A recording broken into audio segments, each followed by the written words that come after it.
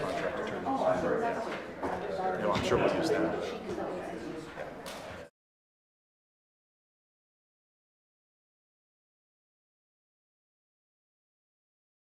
Shall we? You ready?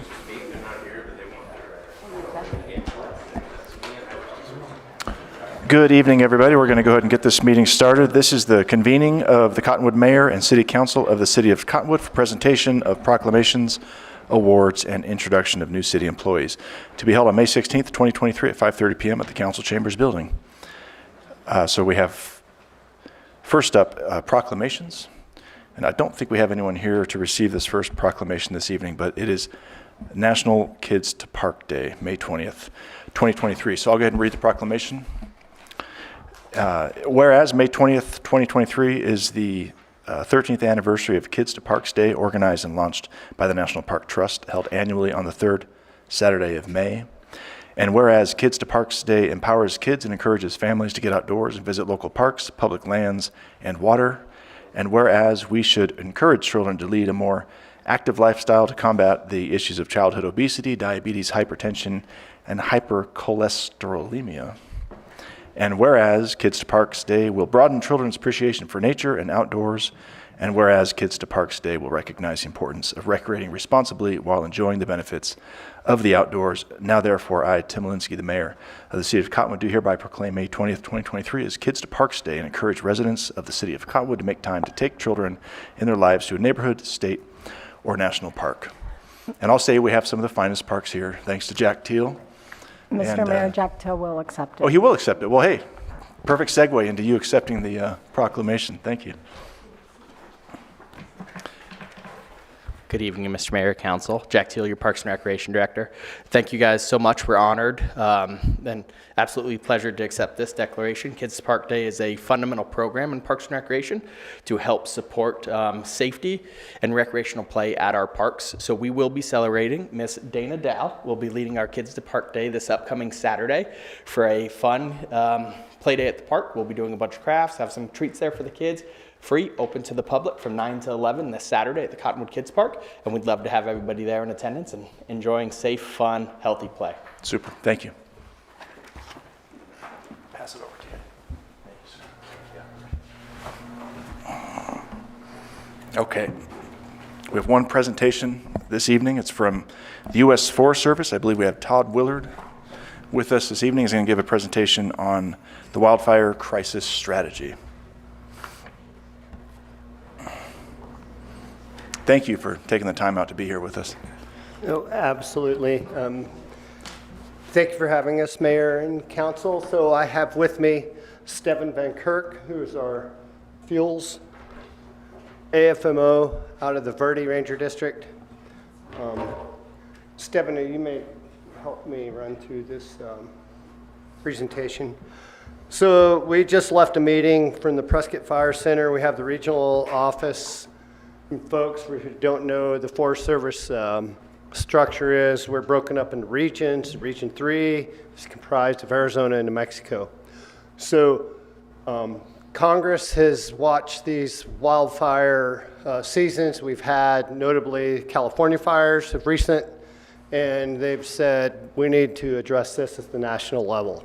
So that's what we're here to try and inform you about. We're trying, in the interest of time, we're trying to keep this moving along, but we just want to give the council and the mayor opportunities to see how you can engage on various levels for your community. And of course, the forest surrounds a lot of Cottonwood, and we're going to be doing a lot of work to reduce fuel loading with partners, our own funding, and that like we've never seen in our careers. I mean, we're increasing this work to a factor of 4.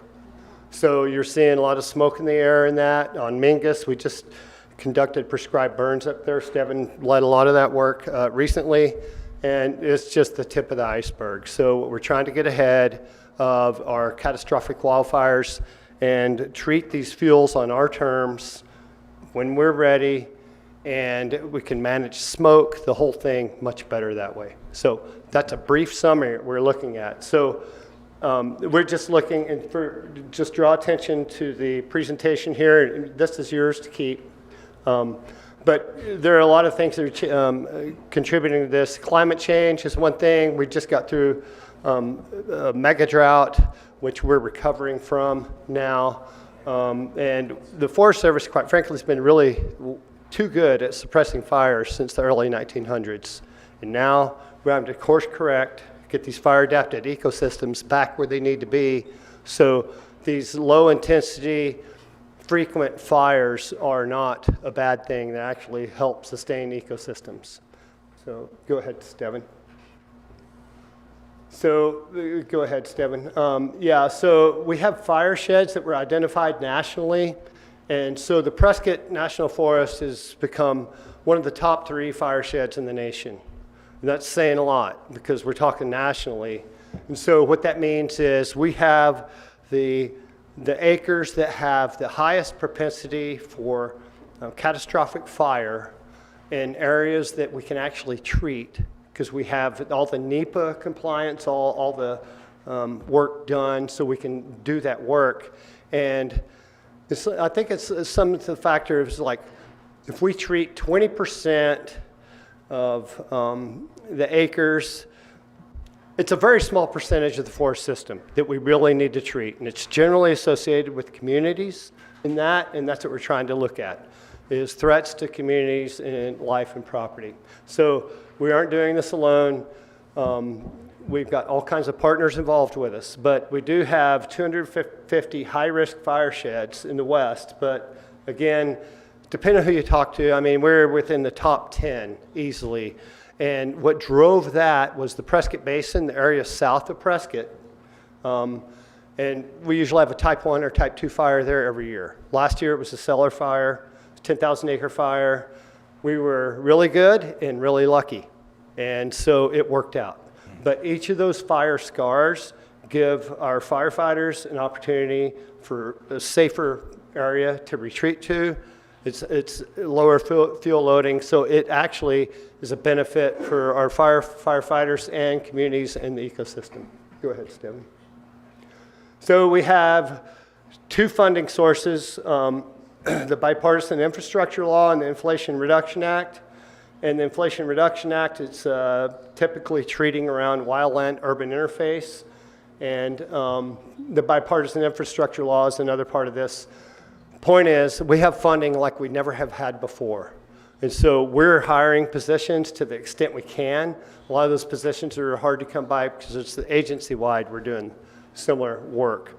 But we're excited to be here because we want to share what's available for Cottonwood to consider. So we're making investments in our landscape, and the ones you guys are likely most familiar with is the Mingus Mountain, Black Hills, that country. And actually our fire zone includes the Red Rock Ranger District, which includes Sedona.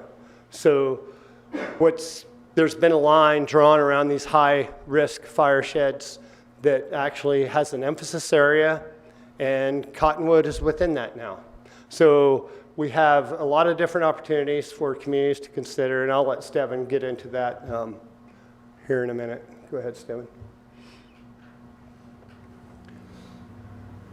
Okay, so we're just investing a huge amount of funding into investments. It's timber treatments, fuels treatments, a combination of those. We have private sector partners, SRP, Game and Fish, Mule Deer Foundation, and others that are working on that with us. Go ahead, Steven. So anyway, we can probably just go ahead and run through this, Steven. I'm going to leave time for you to share what we're doing. So we're doing mechanical treatments, mastication in that, and we're doing prescribed burns in that on a scale we just have not seen before. And it's too big an opportunity not to share with the mayor and the council here. I mean, it's, Steven will get into the Firewise communities, but I really think that's something that needs to be considered because if you enter into become a Firewise community, you have many more options available for grants, outside funding, and working with the state on private land. So the Forest Service is primarily working on federal lands, but we're going to help reduce the potential for fire to come off forest into your community doing so. And success for us is treatment of our prime fire sheds within this priority landscape area that has been identified. In fact, we had a visit out here earlier in the year. Our regional forester and others actually adjusted that boundary to, it was a field trip with overhead, and we actually got that boundary changed. So that went all the way to the Washington office. That's how high this work is going in recognition of the need for this work. So with that, let me just hand it over to Steven, and he can talk about some of the ins and outs. We have just a few minutes left, but there's a lot to share here. I do have cards with my contact information, Arizona Department of Forestry and Fire Management person, and then our fuels, prevention AFMO, Larry Badger, for folks. I know you'll have additional questions, but please reach out first to DFFM. And then Larry Badger is a district contact that can help connect folks. Okay, great. Okay? You can leave those here with our manager, and we'll get those passed out. Thank you, Mr. Willard. To tag on what Todd's saying, so he's telling you that we're going to do a bunch of good work on the federal land side, and I think what we want to highlight is there are grants and monies available for private land side through the state of Arizona. So it doesn't matter what we do on the federal land, we're going to put in protection on our side of the fence. It doesn't do anything unless the city or the private lands take advantage of what's available. So highlighting fire-wise, we have a contact that we left, either Larry Badger for the federal side for the Forest Service, or what was the state guy's name? I can't remember. Todd put it on the card, but there's a fire-wise specialist for the state that can guide private landowners to help get grants for their land to do their work. If you're doing that work when smoke's in the air, it is too late. So I would urge you, if you see us working on the federal side of the fence, it's time to do work on your side and at least get it evaluated by the state. And they'll give you a good idea and a prescription of what you want to do on your land to help you guys become a more fire-safe community. Mm-hmm. Is there anything else you want me to add? No, Eric Sam is the contact for the state. We had another presentation specific to the Prescott. I would just leave that with the council to review on your own. We are certainly available for additional information. So, Mr. Willard, I'm so sorry. Could you stand up and speak into the mic so we can record you, so we can hear you? Otherwise, we won't be able to take the minutes correctly. Thank you. understood. So apologies. We do have another specific presentation tailored to the Prescott Forest and what we're doing, how, when, just a snapshot, one pager. Please review that, and if you have any additional questions, please contact us. But Aaron Kassem is the DFFM contact. And I can tell you, Jerome has entered. They're now a Firewise community. They're now attending those meetings. They're monthly. You can do it remote, so it's low impact. Yeah. But it's certainly worth looking at. And I know we're going to be presenting with Clarkdale as well, Camp Verde potentially down the road. But anyway, a lot of options there to consider. And really, if nothing else, when fire comes off your neighbor onto your property, those are things I think about. Because oftentimes we experience wildfires that are start on private and then move on to either federal land or onto other private lands. So if nothing else, kind of helps potentially with neighborhoods and keeping them buttoned up, so to speak, from a fire perspective. Sure. So. Great. Any questions from council for Todd Willard? No. Well, thank you. I certainly appreciate that you've been given this windfall, and looking forward to seeing boots on the ground and a lot of positive impact out there. So thank you for all your work. Thanks so much. I appreciate it. I'll leave these cards with you folks, and thank you for the opportunity. Great. Thank you. Appreciate it. Okay. Okay.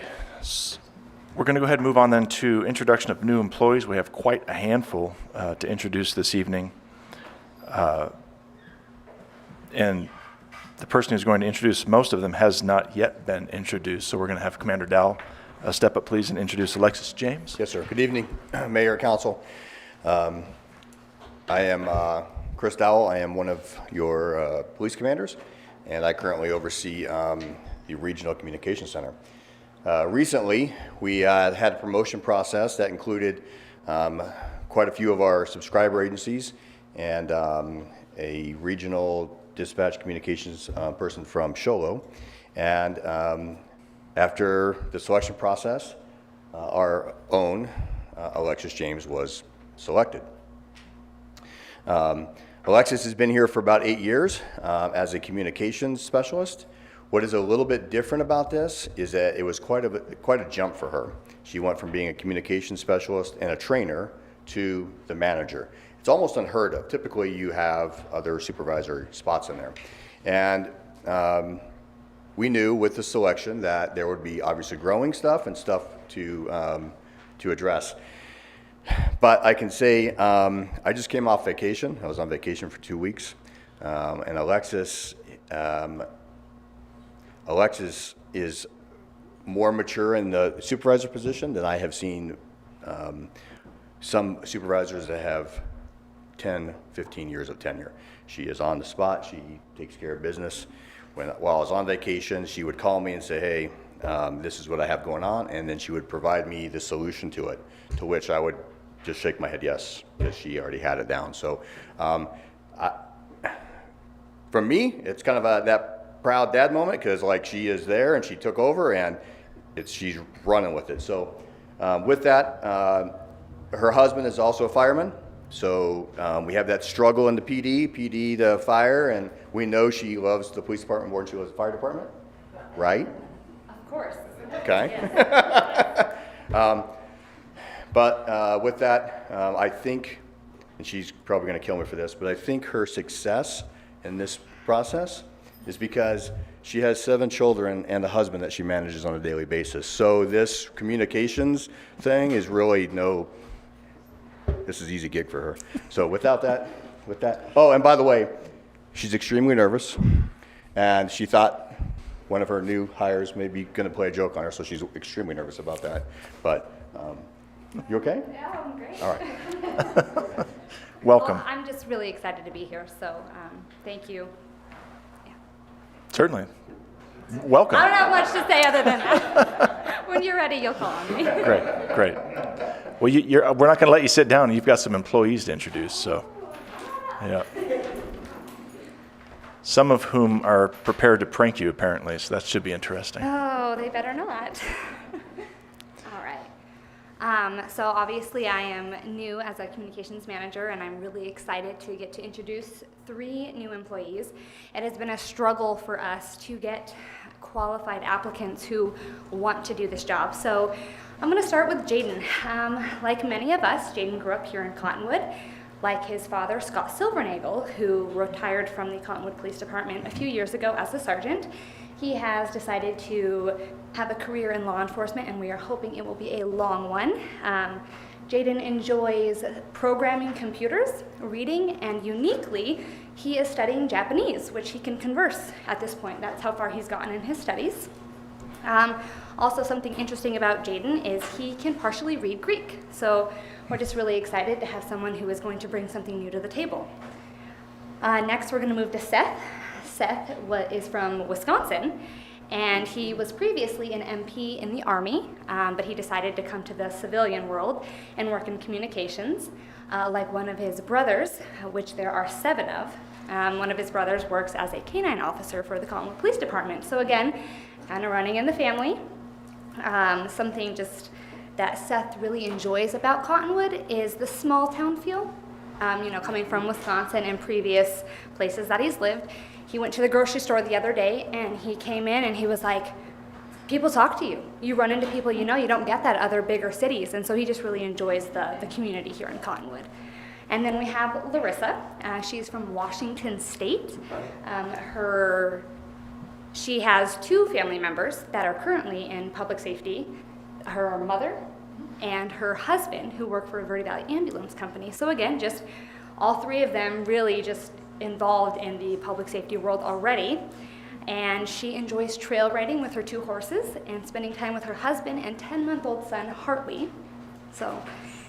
And at this time, Larissa really enjoys that Cottonwood has all the local amenities that like bigger cities have, but isn't so tourist oriented.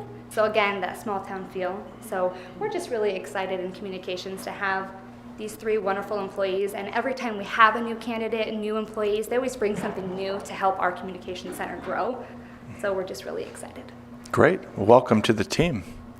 Good to see you all. Would you, any of you, care to share some little snippets about yourself, words of wisdom, speak in Japanese, whatever you want to do? No, I'm just looking forward to work here. You know, my dad worked here for a long time, and so sort of like taking over the family business in a way. Certainly. That's That's awesome. all I have to say. Great. Welcome. I would just like to say that I am honored to be working here. I've only recently moved here, and I have grown to love this town in the only couple months that I've been here, so it's an honor to actually work and serve the community. Good. All right, like Jaden and Seth, I'm very appreciative to be here, and I look forward to serving the community. Awesome. Well, let's get a photo with all of you. If you have any family here, they're more than welcome to come up too for the photo. We'll get council to come down and give you the welcome, okay?